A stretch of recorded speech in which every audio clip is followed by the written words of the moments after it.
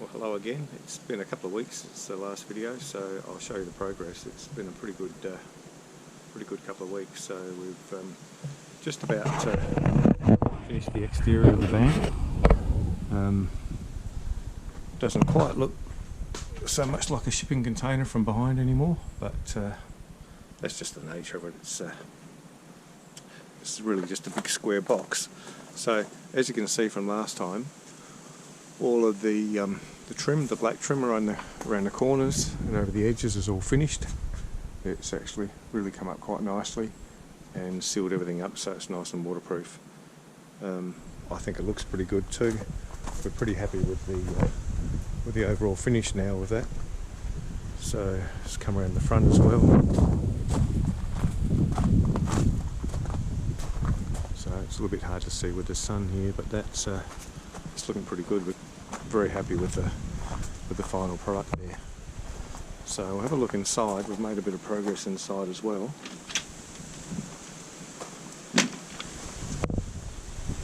So since last time there was not a lot in here, so we've got the wardrobes and overhead cupboards over the bed here. So quick look in the wardrobe. So we've got quite a bit of hanging space, and also this area gives us access to just to put things away at night and keep them out of the way. The overhead cupboard's going to be pretty useful. Only light material is going to go up there, light storage, but it's they look pretty nice, and we're very happy with the Duralite product here. I've got the screen and fly screen on one of the windows here, so all of the windows will have the same fly screens and same blinds. The kitchen's coming together here, just getting things together so that I can start making the cupboard fronts, and then I've got to make the doors for the overhead cupboards, box the microwave in there. The fridge fits in there well, and over this side, well, we've got more overhead cupboards that are just in place there. I'm waiting for some material for the doors, so that will be here shortly. And we've started to work on some of the foam for the lounge here. Got a little bit of work to do there yet, but at least we're starting. We're getting the angles right, and we're wanting to get it to the right consistency for us too. We want it fairly soft. Underneath there, you've seen the hot water system in the corner there. Underneath the sofas here, once I get there I'll show you there'll be the water pumps will be there, and under this section here will be batteries and the battery charger. So the bed is all finished here as well.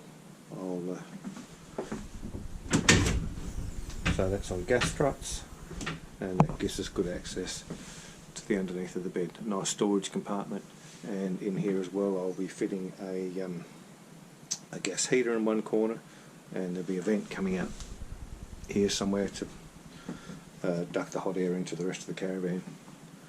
So we've just got this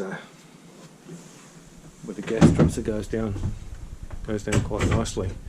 You can see where I've taken all the screws out when I put the fiberglass sheeting on behind the bed.